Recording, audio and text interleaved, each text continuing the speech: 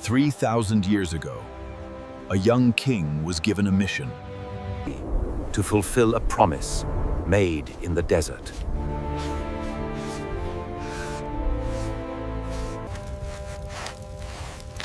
With divine wisdom and unimaginable resources, he began the most ambitious construction in ancient history.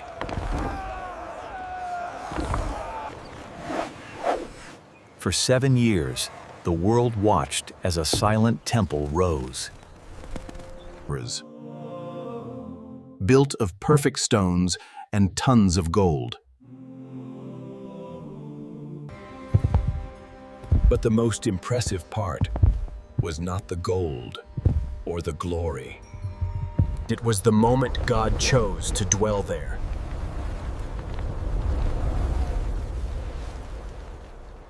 Before we begin, write in the comments where you are watching from. Leave your like, subscribe to the channel and activate the bell. We continue.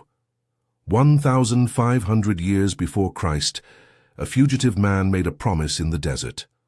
400 years later, another man, the richest who ever existed, dedicated his life to fulfilling that promise. The cost? 7 years of uninterrupted work, 180,000 workmen, tons of gold, and the exploitation of entire forests of Lebanon. All to build a house not for a king, for God. The story begins long before Solomon was born.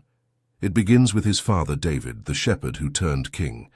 After decades of wars, conquests, and consolidation of the kingdom of Israel, David finally had a moment of peace.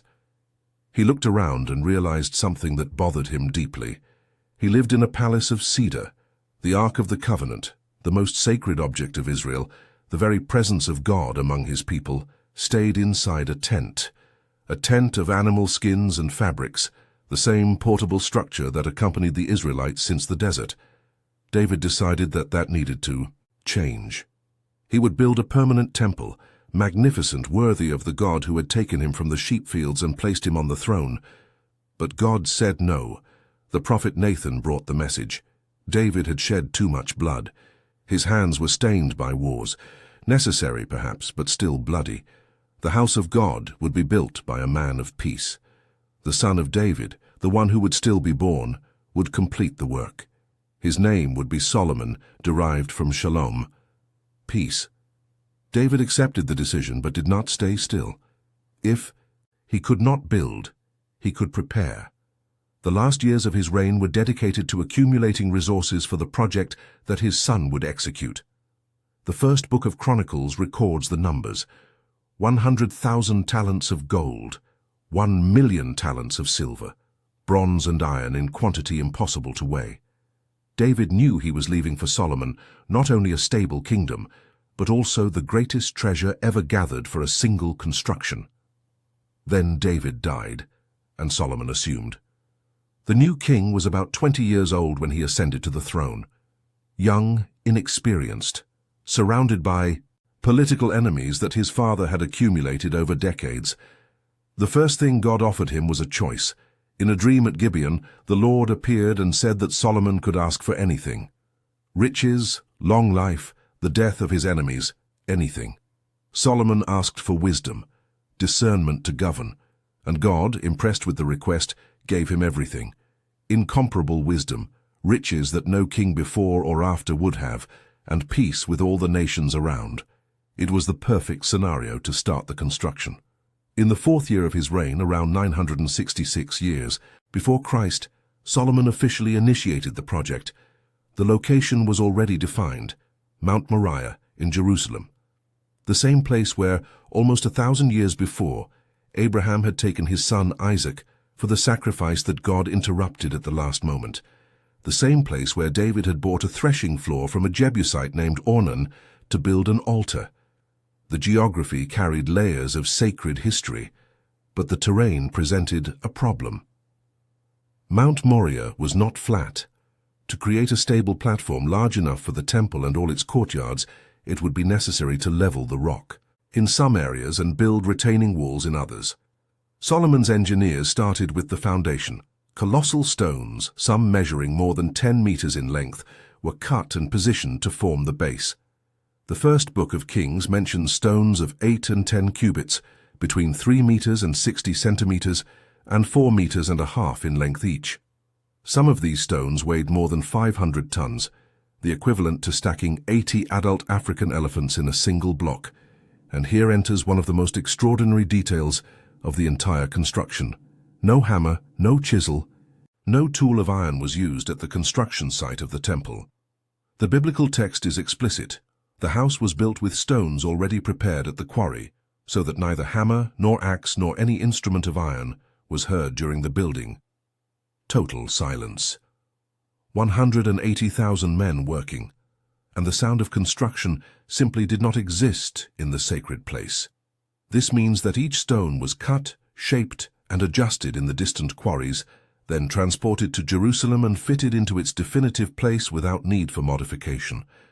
The precision required was absurd.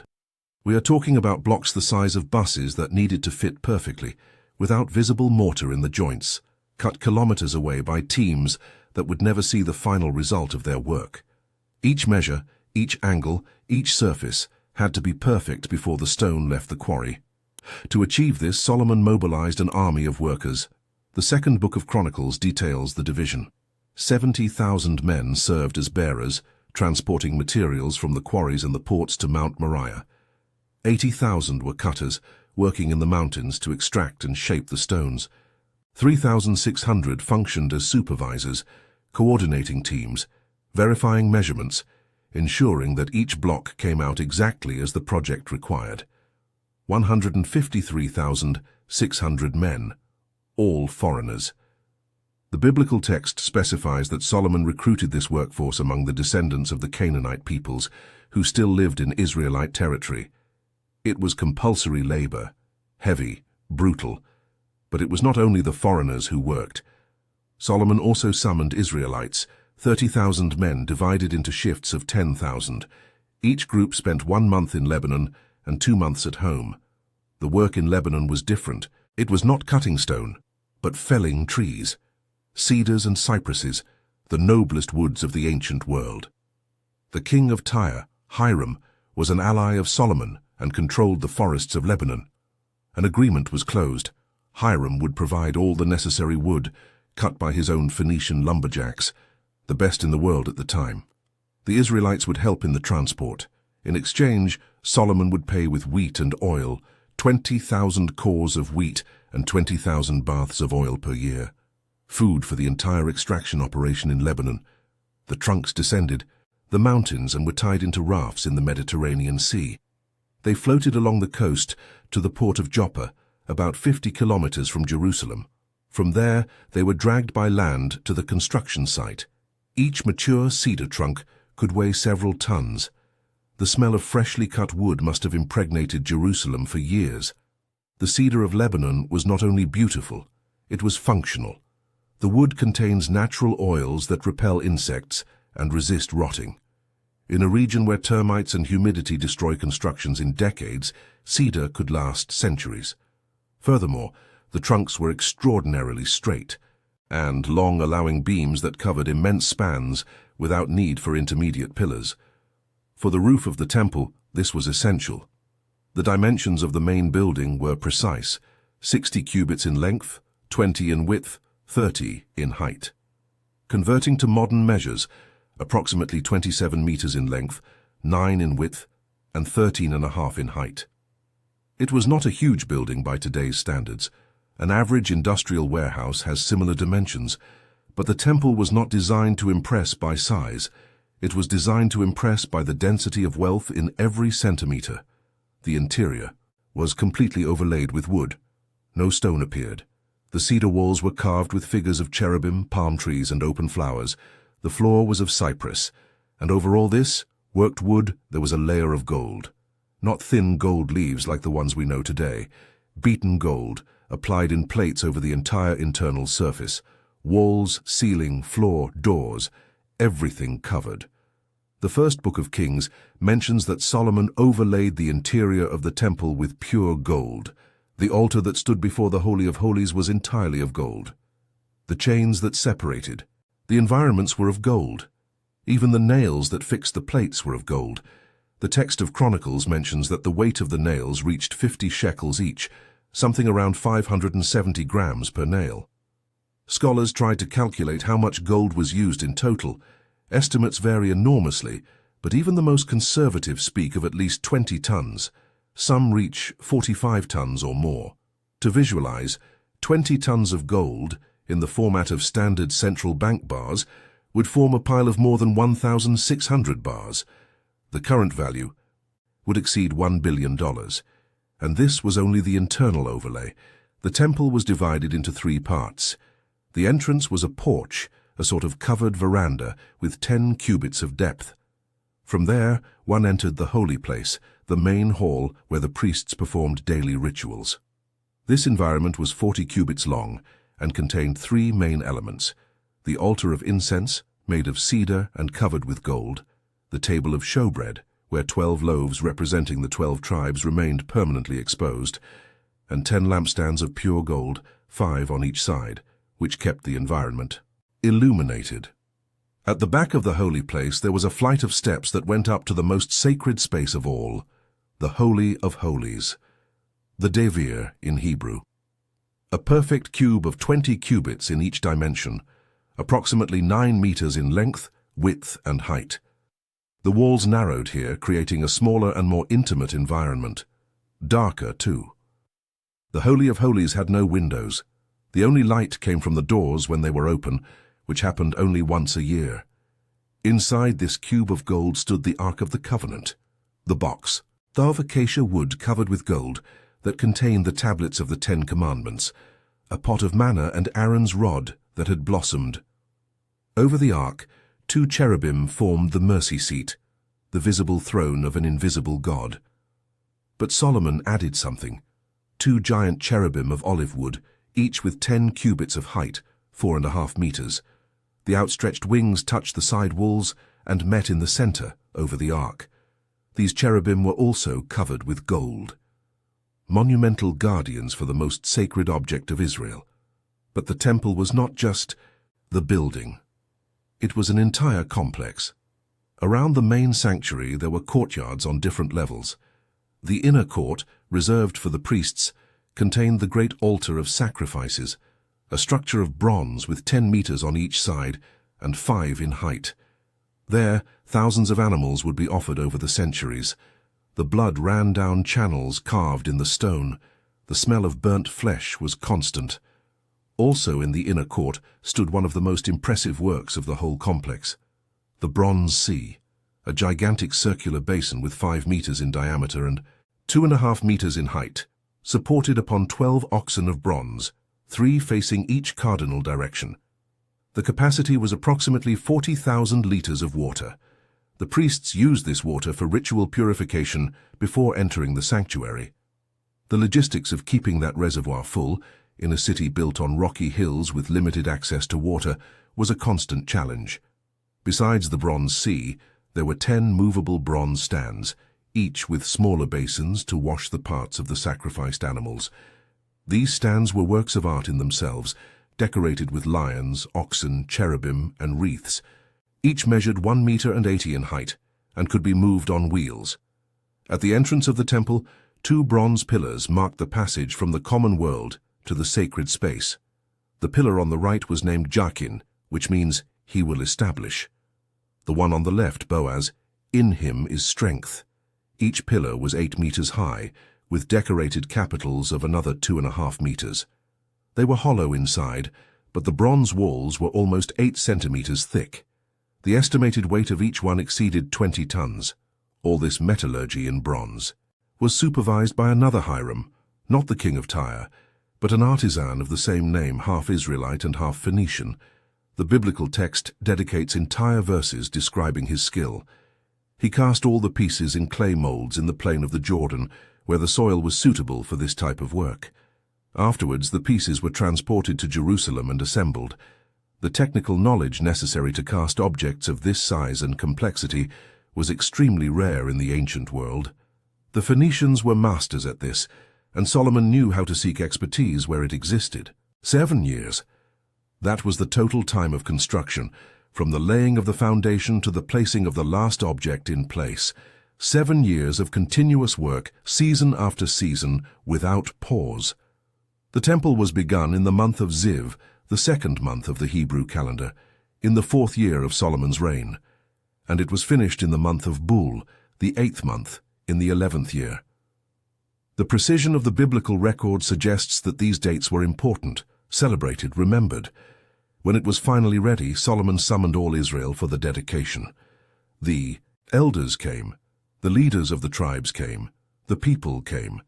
The Ark of the Covenant was brought in solemn procession from the city of David, where it was kept in a temporary tent. The priests carried it on the poles of wood, overlaid with gold, exactly as the original instructions of Moses determined. No one touched the ark directly. The memory of Uzzah, struck dead for touching the ark when it shook during a previous transport, was still alive. The ark entered the Holy of Holies. The priests positioned it under the wings of the giant cherubim. The poles were left in place, so long that their ends could be seen from the holy place when the veil was drawn aside, but not from outside. A strange detail recorded by the biblical text, perhaps a way to confirm that the ark was really inside there, even when no one could enter to verify. And then something extraordinary happened. When the priests came out of the holy place, a cloud filled the temple.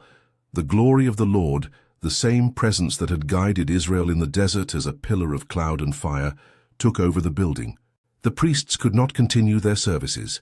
The density of the divine presence was physical, palpable, overwhelming. God had moved in. Solomon was standing before a bronze platform built especially for the occasion. Before all the people, he spread his hands toward heaven and prayed. The prayer of dedication recorded in Kings and Chronicles is one of the longest in the Bible. Solomon did not ask for prosperity or military victories. He asked that God would hear the prayers made in that place, that the foreigner who came from distant lands and prayed facing that temple would be answered. That, when Israel sinned and was punished, and then repented and prayed in the direction of that sanctuary, God would forgive. The prayer was prophetic. Solomon seemed to know that difficult days would come. When he finished praying, fire came down from heaven and consumed the sacrifices on the altar. The glory of the Lord filled the temple again. All the people saw it and bowed with their faces to the ground. The celebration that followed lasted 14 days. 22,000 oxen and 120,000 sheep were sacrificed. Numbers that seem impossible until you remember that millions of Israelites participated in the feast and that the sacrifices also served as food for all that people during 2 weeks of celebration. The temple was complete, functioning, inhabited by the divine presence. But the story does not end here. Solomon did not stop building. After the temple, he erected his own palace, an even larger project which took 13 years, the House of the Forest of Lebanon, named so for the absurd quantity of cedar pillars that supported its roof, the Hall of the Throne where he received foreign authorities, the house for his principal wife, the daughter of Pharaoh of Egypt. Jerusalem transformed into one of the most impressive cities of the ancient world. The costs were proportional. At a certain point, Solomon had to cede 20 cities of Galilee to Hiram of Tyre to settle debts. The compulsory labor, initially applied only to foreigners, began to weigh also on the Israelites. The prosperity of the beginning of the reign gave way to an economy stretched to the limit. When Solomon died, his son Rehoboam faced a popular revolt because of taxes and forced labor. The kingdom divided. 10 tribes in the north, 2 in the south. The dream of unity under a wise king had ended, but the temple remained. For 410 years it was the center of the religious life of Judah. Good kings made reforms and restorations. Bad kings introduced idols and pagan altars in its courtyards.